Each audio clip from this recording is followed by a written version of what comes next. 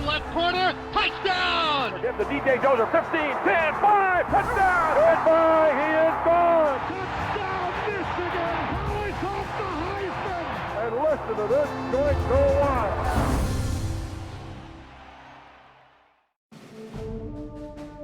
When you go to Michigan, the tradition of this university and its football program is huge, and it's imprinted in your brain from the time you walk in the door. You're playing for the University of Michigan Wolverines, just as Tom Harmon did, just as Willie Heston did, the guy like Yost who coached back in the turn of the century. It's sacred ground when you step into the big house and you know that you're playing on the backs of men that have come before you, and you're representing men that will come afterwards. One thing that was told to me is that first, you represent this fine university. Second, you represent this great program. Third, you represent the name on your back. Any mark on any of those is unacceptable. Michigan is the winningest football program in college football history. And when you have that tradition, people expect you to win. They expect big things out of you. By 1997, the burden of expectation seemed to be too much for the shoulders of Michigan men. Touchdown! Caught by Westbrook for a touchdown! In 1995, head coach Gary Moeller, heir to the legacy of Bo Schembechler and winner of 3 Big Ten titles, fell suddenly from grace after an embarrassing public intoxication incident. They were considered the gold standard. Even if they underachieved on the field, off the field, they conveyed this sense of regalness about them, that to have a head coach publicly embarrass himself in that way, that's unspeakable. Moeller was forced out. His replacement, longtime Wolverines assistant Lloyd Carr. I would not be honest if I didn't say that we are wounded and we have great pain. But I would say to all of you, don't shed any tears for us. We don't want your tears. Don't feel sorry for us. We don't want your sorrow. When I became the interim coach, I tried to take it one day at a time. We just stayed together, and each of us committed to do our very, very best that we could have a season that when it was over, we could stand tall. As 1997 dawned, Carr had yet to produce that season. 2 straight 4-loss campaigns and 4 consecutive 4-loss seasons overall placed the Wolverines program at a crossroads. It was mediocre Michigan. That's what the country thought about Michigan at that point, that the M stood for mediocre. I think there may have been some question about Lloyd Carr and if he really could get this program to the next level, back to where Bo Schembechler had him. I came in '93, 5 years previous, they had been to the Rose Bowl. It's just a rite of passage. And then all of a sudden, my freshman through 4th year, we don't go. I understood absolutely that this was a big year as far as Michigan football and as far as being the head coach here. I was aware of the situation. If you take a look at the '97 season, it really didn't add up as a national championship year. The toughest schedule in the nation. We had no buys. He separated himself from any other coach, frankly, that I've ever had in the area of inspiring his players. They meant a group of men from Michigan! And to inspire his players, he used metaphors. He was a little bit different than most football coaches, very cerebral. Lloyd is a big reader, and he read the book about climbing Everest, and he uses it as a metaphor for the season. The book, John Krakauer's Into Thin Air, inspired Carr to invite Lou Kosicki, one of the men who challenged Everest with the author, to speak to the team. He had a wonderful message for a group of young college kids about what it takes to climb the highest mountain. There's a lot of similarities between climbing the highest mountain in the world and climbing the highest mountain in college football. As you go further and further up that mountain, the oxygen levels get lower and lower, so you need more concentration and more concentration. And that's, that was really what I remembered from that metaphor, was every week it's gonna get a little more dangerous. Every week there's gonna be a little bit more on the line. Life or death on Mount Everest, for us, winning a national championship. Carr went a step further, giving each player a pickaxe to reinforce the metaphor of the climb. The pickaxes that we gave symbolized the idea that to get to the top of this mountain, every guy had to pull his own weight. For 1 year, there was a group of guys who decided that they were going to play for Michigan. The way they worked, the way they prepared from that whole spring, summer, and the fall. I don't know if I've seen a group do it that way.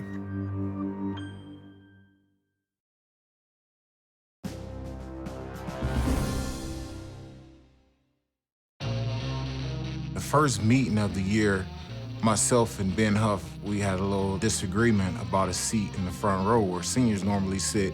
Chris was a fourth-year senior, Ben was a fifth-year senior, and neither guy would budge.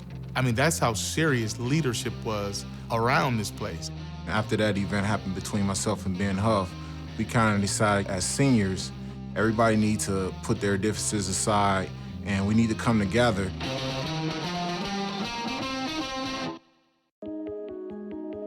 At the start of the 1997 season, head coach Lloyd Carr asked the 118th edition of the Michigan football team to create a list of goals.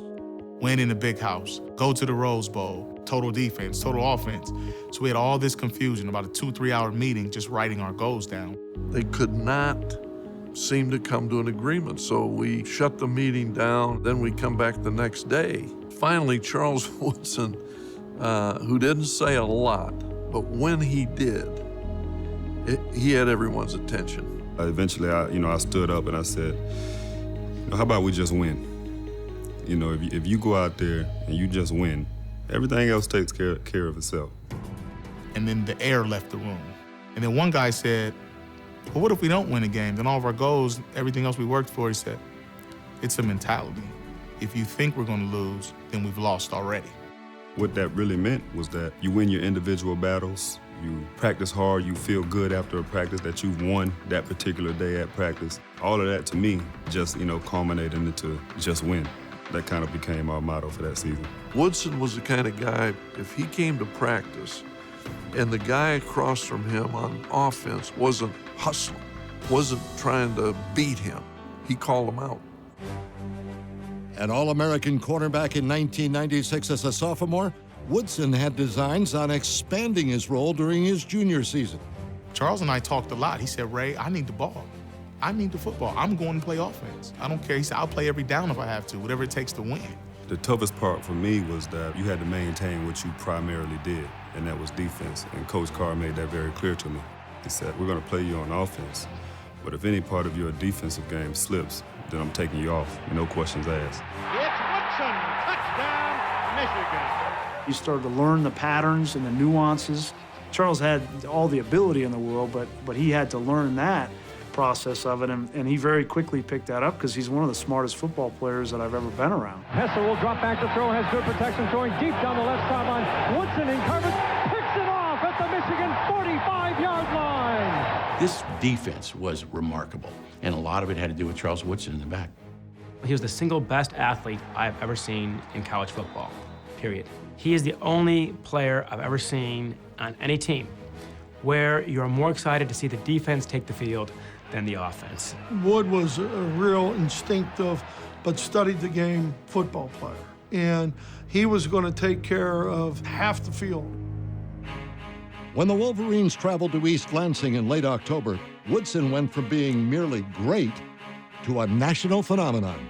Michigan State, we have a huge media audience, and he makes an interception that is second to none. Now has Mazzell in his face, throws, and Woodson made a spectacular interception. What a grab by Woodson. I just stuck my hand out, and it feels like that ball just stuck to my glove. And I came down, got the foot in, and understood that I really made a spectacular play. The thing about that play is it represents confidence, supreme confidence. Charles Woodson looks up and says, I can fly. I'm going to get that ball. That's my football. That's the thing that separated Charles. It wasn't athleticism. It was his mentality. Myself and other guys in the press box were staring at each other. He goes, do you believe what you just saw? And that was the first day that people were saying that Charles Woodson might be a Heisman Trophy candidate.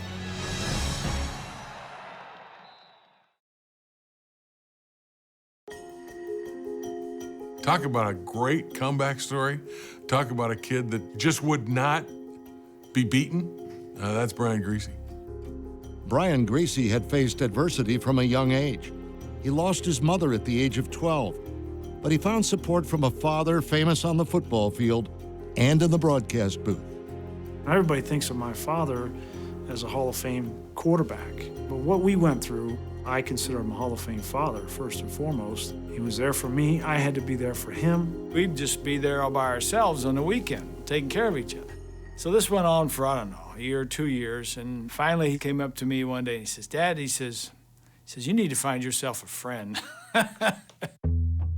While Bob would meet and later marry his second wife, Shay, Brian contemplated his next move after finishing his football career at Miami's Christopher Columbus High, with a possibility of following in his father's footsteps at Purdue. He said, Purdue has probably done the best job of all, recruiting me, but I just can't go there. He says, I'd be compared to you every day, every week, every year. And he said, well, what about Michigan? I wasn't the biggest guy, didn't have the strongest arm. So my number one criteria for the school I was going to choose was, what kind of education can I get? What kind of job can I get after I'm done? And Michigan was the school that gave me the best education. So I sent them the tapes, and they said, yeah. I said, we're really interested. We'd love to have him walk on. Brian received his scholarship in 1993, and he started 9 games in 1995. But his future at Michigan stalled after he broke a bar window the following spring. Michigan likes to keep those episodes out of the public light as much as possible, but that became impossible with Griese.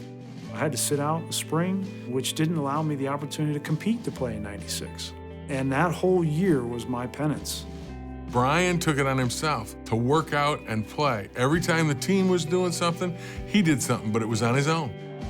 Griese took over for the injured Scott Dreisbach and led Michigan to an upset road win over Ohio State in 1996. Touchdown, Michigan! But after losing the Outback Bowl to Alabama, Griese faced a decision: leave with his degree and start his life after Michigan, or come back for his final season of eligibility and return to the 1997 team. I had gotten a scholarship to go get my postgraduate degree. I was going to go to George Washington University, get my master's in public policy. And my brother, he said, you got the rest of your life to go to work or go get your graduate degree. Why don't you just take 6 months and dedicate yourself 115% and give it a shot and see what happens. My life changed on that decision. But it wasn't just the decision being made, it was the follow-up on that decision and dedicating myself to getting ready for that season and to getting ready to give it everything that I had. And it started that next morning. When Griese returned, he faced competition not only from Dreisbach, but also from sophomore Tom Brady. Of the 3 of those guys, I was definitely the one with the least amount of tools in my tool belt from a talent standpoint. Scott was a very talented player. He could run faster than I could. He could throw the ball harder than I could. Brian was older, and Brian had a great camp, but Tommy had a great camp. And that motivated Tommy, and I think if you go back and talk to Tommy about that, that really helped him be the guy who he is today. It was closer than what people think, and I think we could have won ball games with Scott Dreisbach or even Brady. But Brian set himself apart because I think he was battle-tested. By June or July, I saw what I was looking for. So I called him in. I said, look, this job is yours. With Brian entrenched in the starting lineup, Bob Griese faced the challenge of describing his son's exploits from the broadcast booth. There was a point where the network wouldn't let my dad announce the games. And I said, what a missed opportunity. I think people would be genuinely interested in how a father would have a take on his son in a high-pressure situation. Ball hits the elbow of the running back. It's Boyd. Quarterback needs to get it down below there.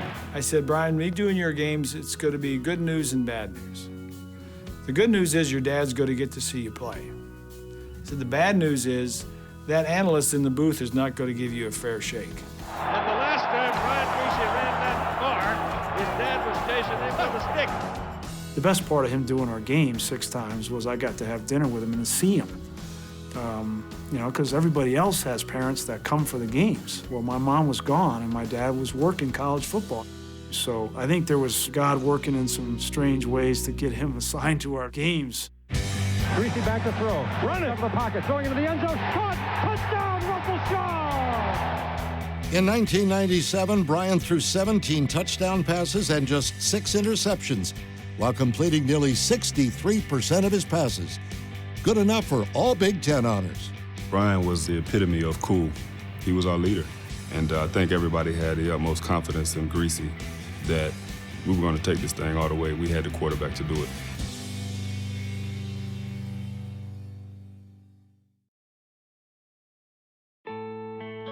As the 1997 season began, the Michigan defense was jolted by 2 key injuries. Ben Huff developed himself into an all Big Ten caliber defensive lineman. And he got hurt on the last scrimmage before the regular season started. It was just a heartbreaking loss. We decided we were going to rally around him and we were going to play for Ben.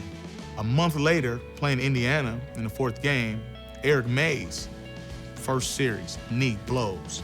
I mean, his story was amazing. Walk on, turn captain. He was a guy that, his teammates voted captain for a reason because of how he handled his business on and off the field. He became a little bit of an inspiration also.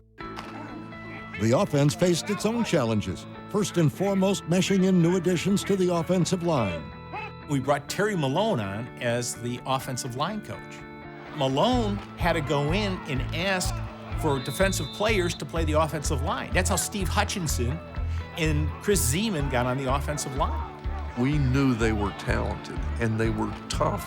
We had an offensive line that you would die for. John Jansen, Backus, and Hutchinson, and Adamy, and Brandt. I don't know if there's a better line anywhere than that one. Zach Adamy, Steve Hutchinson, and John Jansen were named first-team All-Big Ten in 1997 and were the building blocks of an offense that preferred substance over style. We were one of the most efficient teams in the history of Michigan on 3rd down. And that was really what separated us. We were a great running team, and we had a great offensive line. So you're going to bring 8 in the box, and if you're going to bring 8 in the box, you're susceptible to the play action. That's how good of a run game we had, and those safeties had to come up there and respect our run. And we would sometimes be shocked, like, gosh, he fell for it again. Glenn Steele led the nation's stingiest defense that allowed only 9.5 points a game and held teams scoreless in the 4th quarter all the way into November. Glenn Steele, every week for 12 weeks, he'd say to me before we were going up to dinner, "Hey, Coach, get a good night's sleep. Nothing to worry about."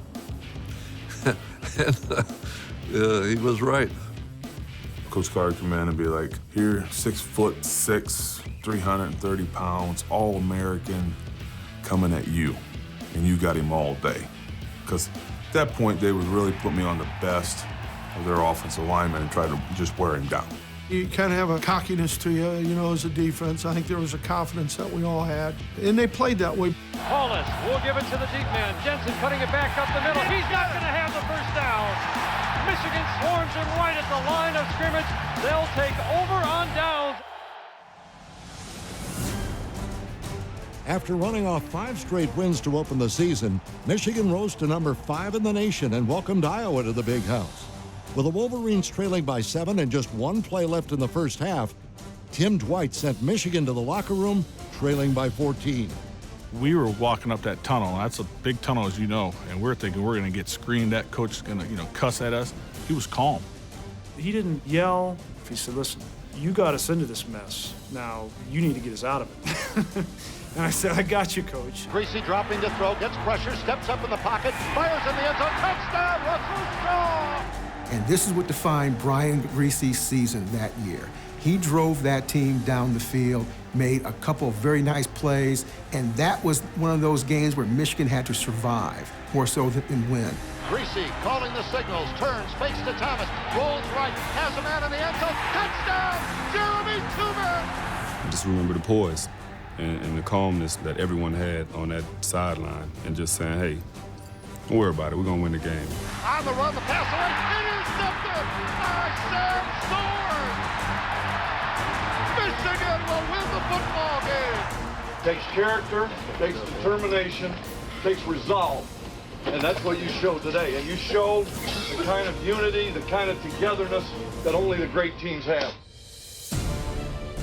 3 weeks later, Michigan visited Penn State, and what was supposed to be a fierce battle between two top 5 teams became a statement game for the Wolverines. They're ranked number 2, Michigan's ranked number 4. They're both undefeated. This is supposed to be the knockdown, drag-out, heavyweight, 15-round title fight. It was over in the first round. It started on the first series of the game where Glenn Steele wreaked havoc. They punted the ball, and our offense, our defense, every phase, we dominated that game.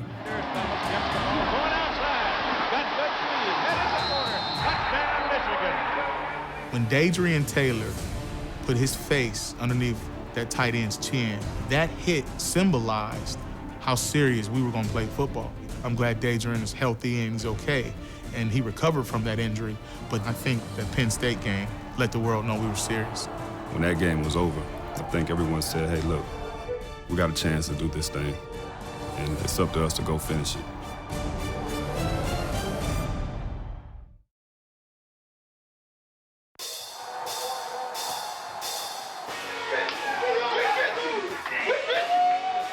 Following the blowout of Penn State, the 1997 Wolverines moved to 9-0 and number 1 in the AP poll. Next up, a trip to Wisconsin. We didn't know if Ron Dane was going to play. When we took the field defensively and saw that they had Eddie Faulkner, freshman running back, in there starting, we laughed. We looked at the sideline, looked right at Ron Dane and said, get out here and play, baby. What you scared of? Come see us. You don't want none of this. He turned his back and walked away. That was probably the biggest mountain that this team had to climb on the road, and they were pretty methodical in that game. They just took care of business. With a 26-16 win at Camp Randall, only one game remained between the Wolverines and their first Big Ten championship in 5 years. The game. The Ohio game, it's going to be in your head, and it should be. I would sit here and be lying if I didn't say it was pure hatred when you go out there on the field. In the past few years, it was Ohio State with the unbeaten team chance to win a national championship, and Michigan had upset them. So now Ohio State has the opportunity to do that to Michigan. The 4th-ranked Buckeyes came in talking, led by all-conference wide receiver David Boston. A reporter, of course, says, hey, what do you think about David Boston's comments? He says if Ohio State is clicking, even though they'll beat Michigan by 2 touchdowns. I quickly replied and said, well, we're clicking, we'll beat them by 2 touchdowns. David Boston came on his visit to Michigan talking trash when he was in high school. That's where it started. He said, I'm going to Ohio State. I just wanted to come see your campus, and I wanted to come tell Charles Woodson, I can't wait to score touchdowns on you. The seniors will be introduced individually, playing their last home game against Ohio State with everything on the line. When we were warming up at the 50-yard line, I looked at Boston and I said, oh, Charles, he's a grown man. This guy's filled out. He's rocked up. What are you going to do? I said, if you need some help, little brother, I got you. You're just standing there. Now they'll fight. When Boston and Woodson had the little fisticuffs there, that established the tone of the entire afternoon. That pretty much said, you know what? If you're U of M, we're not taking that crap. Once the posturing stopped, Charles Woodson delivered. You can't ask a guy to do anything more. Defense, offense, special teams. And he made 3 huge plays in that game. Now steps up and fires. Woodson got it on a crossing route. 35, 30, hit from behind by Winfield. Inside the 20 and hauled down at the 16-yard line. So it was a big pass play early in the game going across the middle. Wish I could have got my feet up because I would have scored. But Antoine Winfield tripped me up and prevented me from scoring, but it put us in a scoring position. Woodson's 37-yard reception led to an Anthony Thomas 1-yard score to put Michigan up 7-0 in the second quarter. After an Ohio State 3-and-out, the Buckeyes went into punt formation. Charles Woodson stood downfield, awaiting immortality. He told me before he ran out there, he said, Ray, I'm taking one back today. He said, if Desmond can do it, I can do it. He said, I'm getting ready to close the door on everybody today. Heisman, national championship. But I'm like, if you return a punt today, we're going to win. Woodson back, grabs this one on his 23, races to his left, to the 25, puts two men, down to his left at the 40, 45, and there he goes! Charles Woodson down the sideline! He's gonna go all the way! Touchdown, Michigan! Saves the Desmond Howard! That's what I had been looking for all year, is for everything to kind of line up the way it lined up. And every block was perfect. The other 10 guys on that field did exactly, what you're coached to do, and every block was picked up. I just picked and weaved my way through that initial front, and then it's off to the races. I think out of all the games that I've played in Michigan Stadium, I've never heard that stadium get that loud when Charles Woodson returned that punt. We couldn't hear anything as the stadium was actually rocking. The intention was to strike the post. It really was. And I remember getting to the end, and I think I was putting my hand up for everybody to wait because I was going to do it. My teammates, they rushed me, so I didn't get a chance to do it. I make plays, baby. Hey, I make plays. That's all to it. They do all the talking, I do the walking, baby. With the Buckeyes deep inside Michigan territory early in the third quarter, Woodson made yet another play. Now comes back, fires in them. It's an intercepted by Charles Woodson. Polish off the Heisman.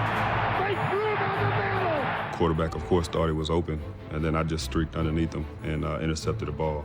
Wish I hadn't slipped because I was coming out of the end zone. Without Woodson, Michigan loses by 10 or 14.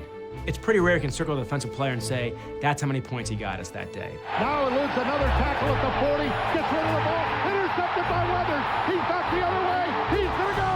10, 5, touchdown, Michigan! Andre Weathers extended the lead to 20-0 in the third quarter, but the Buckeyes closed to 20-14 behind touchdowns from Boston and Pepe Pearson. As Ohio State tried to mount a winning drive late in the fourth, the Michigan defense stood firm, and the secondary settled the score. I saw Boston running across the middle, and I was thinking, okay, he was kind of fast. He was kind of pulling away from me. And I said, if I take the right angle, I can get him. He's not there. They go the other way, and it is incomplete, intended for David Boston in front of Marcus Ray. And when he landed, I was glad that he wasn't permanently injured, but when the wind was knocked out of him, I stood over top of him like Ali did Sonny Liston. I said, don't you ever talk trash in the big house ever again. I can never let go of the last 3 minutes, 4 minutes of that game. Glenn Steele was a man. They still have a chance to go down and score and beat us. And they never made it out that end of the end zone, so that was it. The Wolverines have to snap the ball one more time. And they will have their perfect regular season at 11-0. Why did we beat that team? We beat that team because we were the better team. We beat that team because we wanted it more. Oh, that was one of the best feelings in the world. You see Michigan Stadium, everyone down on that field, it still gives me goosebumps to this day. Gentlemen, you'll always be able to say that we did it. We went to the summit, we're there. By God, it didn't come easy. After 5 years of waiting for that moment, the first guys I went to were those fifth-year senior guys. Those were the guys that I sought out because they had been through those 5 years. We had been through it together, and that rose was a little bit sweeter for us. 1997 Big Ten champions, Michigan.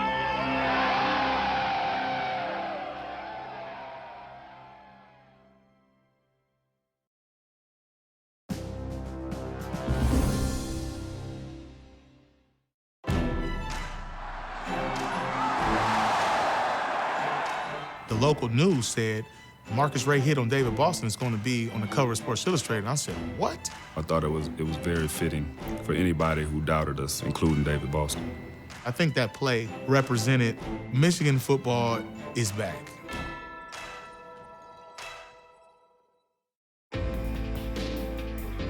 Two weeks after spearheading Michigan's defeat of Ohio State, Charles Woodson traveled to New York in early December for what he believed to be a supporting role in Tennessee quarterback Peyton Manning's 1997 Heisman campaign. Before we left the hotel room, I said, do you think you're going to win? He said, I don't think I'm going to win. I want to win. I just don't think they'll vote for me. I'm sitting there next to Randy Moss, Peyton and Ryan Leaf is there. And the winner. From Michigan. And he says, from Michigan. And, you know, I kind of froze, like, did he really just say Michigan? From Michigan, Charles Woodson.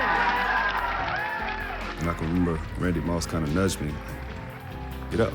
And my body just kind of went limp, you know, for a second. And then, you know, it all hit me like, wow, it really just happened.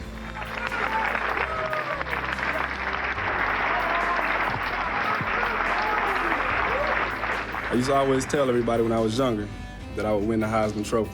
But when I started my defensive days at the University of Michigan, that dream kind of left.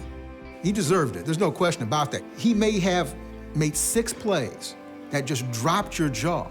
All 6 of those plays were integral in Michigan winning a game and remaining undefeated. With the Heisman Trophy in hand, Charles Woodson and the Wolverines traveled to California to prepare for the Rose Bowl against 8th-ranked Washington State, knowing that a win would ensure their first national championship in 50 years. Nothing else mattered if we didn't win this game. It wasn't good enough just to get to the Rose Bowl or be Big Ten champions. It was, can we seal the deal? Can we finish this journey? Every game, you moved a little bit higher on that mountain. We knew if we won this game, we were going to the summit. While media attention centered on Cougars quarterback and Heisman finalist Ryan Leaf, Brian Griese faced his own challenge, leading an undefeated team to the brink of a championship, just as his father had done with the 1972 Miami Dolphins. I never called up my dad and said, hey man, what was it like to be undefeated in 1972? You know, I didn't do that. There's no way I would do that. He would have slapped me through the phone. I said, no matter what happens in this Rose Bowl game, I said, you guys have had a great year. And he saw through all that. He says, we've had a great year, and we're going to win this game, and we're going to win the national championship. The field is perfect. So is the weather. Here we go. The Rose Bowl began inauspiciously for Michigan. A Griese interception led to a Cougar score, and Washington State was driving a second time when Charles Woodson put his stamp on yet another big game. We went out there, and I remember Ryan said he was going to take his shots at Charles, and I'm like, you know, that's just a wrong guy you want to motivate like that. Rolling out. Intercepted. Charles Woodson. When Charles intercepted that pass, he saved the game, and then everyone else stepped up. Trailing 7-0, Brian Griese shook off 5 years of ups and downs in a matter of 3 passes. We hadn't thrown the ball down the field deep and been successful throwing the ball deep the whole season. In that game, Brian was on that day. Blitz coming, but Griese's got time. Deep, right sideline, fires for Streets. He breaks up and he's got it. 10-5, touchdown Michigan! Brian Griese hits High Streets for 53 yards over the head of Ray Jackson. I knew that Ty, if he got single coverage, that he had the speed and the elusiveness to get free down the field, and neither one of their corners really scared us at that point. Griese rolls out, still got it, lets it go big for Ty Streets.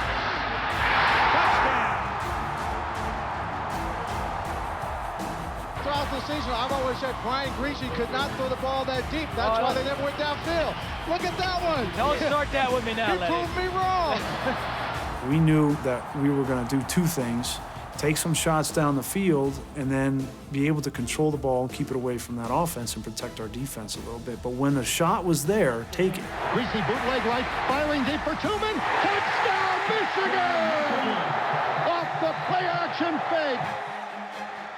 Leading 21-13 early in the 4th quarter, the nation's top-ranked defense looked to put the clamps on Ryan Leaf. The Rose Bowl was all about stopping the quick receivers that everybody knew Washington State had and getting after Ryan Leaf. We knew that we wanted to put pressure on Leaf, and we had a pretty big, extensive package. And then we kind of reduced it down as we got closer to the game to let our athletes play. As the Rose Bowl entered the closing minutes with Michigan clinging to a 5-point lead, Brian Griese led his final drive in a Michigan uniform. I'm probably more proud of that drive than any other drive that I had in my career at Michigan, It was about making smart decisions. It was about making the tough yard, and all 11 guys on offense were on board with that, and we got it done. And I felt like we had won the game, so I started to think about my mom and my dad up there and what this meant to me. I thought about my brother and the conversation that we had to come back for my 5th year. All the emotion just kind of flooded me at that point. Despite leaving Washington State 93 yards to cover in 16 seconds, the Wolverines couldn't savor victory quite yet. The receiver pushed me in the back. You can see the official reach for his flag and then doesn't throw it. So it gives them another shot. I'm thinking, you mean to tell me we're about to lose a game on this one play? Coach Carr called me to the sideline and said, keep those guys together. Let's get out of here. We need you guys for a few more seconds. The Cougars reached the Michigan 26 with 2 seconds to go and a possible chance at ruining perfection. It was not to be. 2 seconds. Leaf gets the snap, throws the ball in the ground. The time is over. Game is over. Michigan has realized its destiny and won the national championship in the Rose Bowl, beating Washington State 21-16. Well, I know there was some controversy near the end where Leaf was trying to score that game-winning touchdown.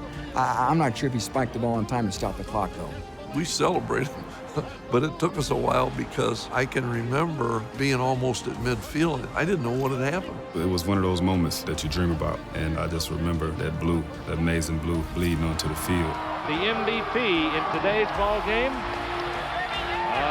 You want to know who it is? I'm standing alongside his proud daddy, quarterback Brian Greasy of Michigan. What a year he's had. Changed his whole life. You got lost, me. I don't blame you. You want to cry, you go ahead. I'll hold you up.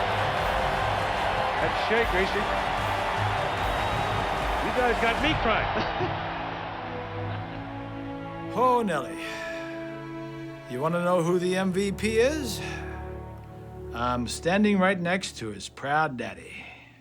You know, that was special, you know. I'd done well the whole year, and this was the end of the season, the end of the game, and yeah, it was special. People still talk to me to this day that they were watching that game with their son and could just relate to my dad and his emotion, and that's not my dad. Anybody that knows him would say that he's not the emotional kind of guy, and for him to do that on national TV and the biggest stage, I think really was a really nice way to end my career. Before I was going into the press conference, I saw my dad in the hallway, and I was still dressed in but he had come down from the booth. I just went over and gave him a big hug. There wasn't anything to be said. I was proud of him, and he was proud to be my son and all the difficulties that we had gone through. I want to tell you, first of all, how proud of him. If you ask anybody from that team, your coach is your guy. And you want to hear what he has to say. And Lloyd was particularly good at that. You embraced the pressure. You answered every challenge. You answered every question. You have left a wonderful legacy for every team that ever follows you. You just won the national championship. It was unbelievable to sit there and know we just won a national championship. We just won a national championship. It's a childhood dream. You know, last year we sent some guys out without a Rose Bowl ring. This year we're sending those fifth-year guys out. The guys won't be coming back this year. We're sending them out with a national championship. That axiom that Coach Schembechler always used, that those who stay will be champions. For my senior class, that fifth-year class, and there were about 6 of us, that stayed all 5 years, and then for us to have our last game in the Rose Bowl, it meant everything to us. It was the most special game I've ever played in. Let's go! 1, 2, you know what to do! Hail to the victors valiant! Hail to the conquering heroes! Hail, hail to Michigan, the leaders in mass! Hail to the victors valiant! Hail to the conquering heroes! Hail, hail to Michigan, the champions of the world!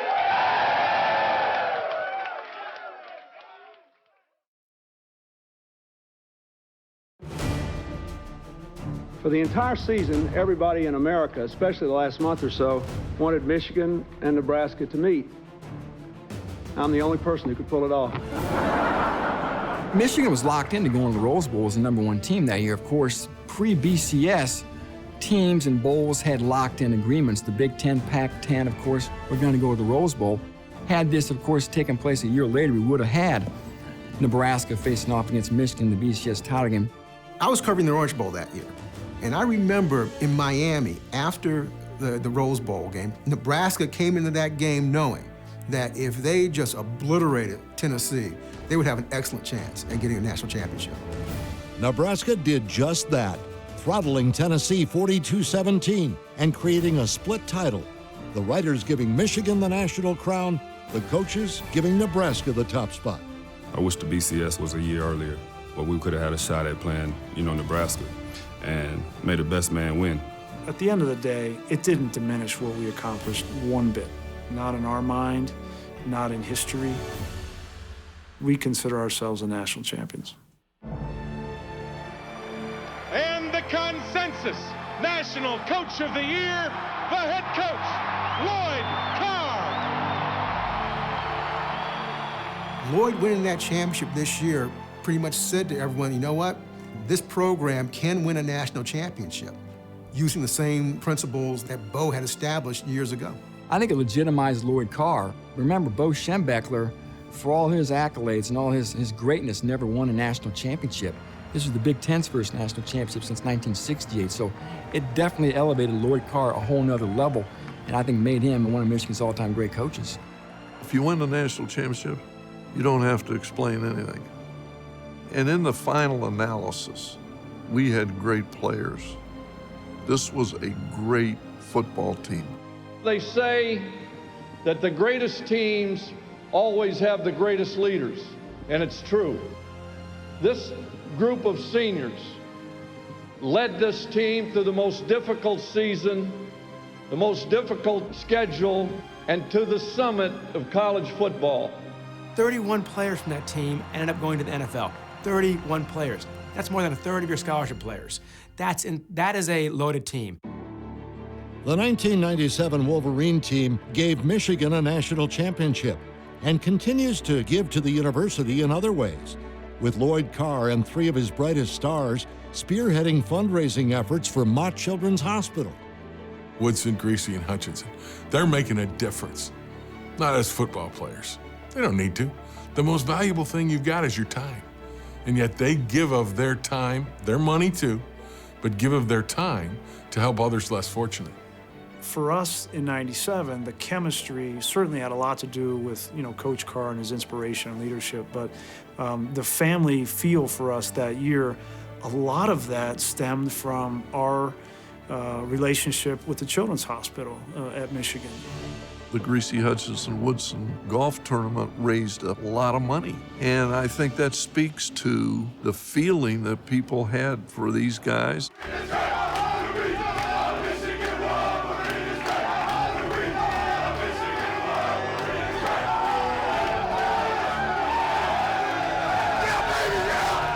No matter what happens at Michigan from here on out, they'll always remember the champions. So what that team means to me is everything, because it's a legacy. It's a legacy that we all built and a legacy that we'll all leave behind as one of the great teams here at Michigan.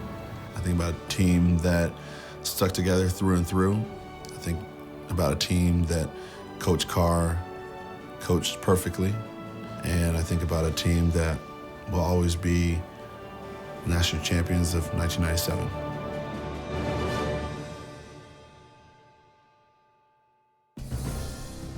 So they gave us a pickaxe, and everyone's looking at it like, if someone gets mad at each other, we could do some damage to one another. I remember thinking when he handed out the pickaxe, it was like, oh no, is somebody gonna, hit somebody in the locker room, put it in somebody's leg or something? How many injuries are we gonna have from these pickaxe guys messing around in the locker room? I have my pickaxe. It's my weapon in case any Ohio State Buckeyes come to my yard. You know what I mean? So I keep it right next to my bed.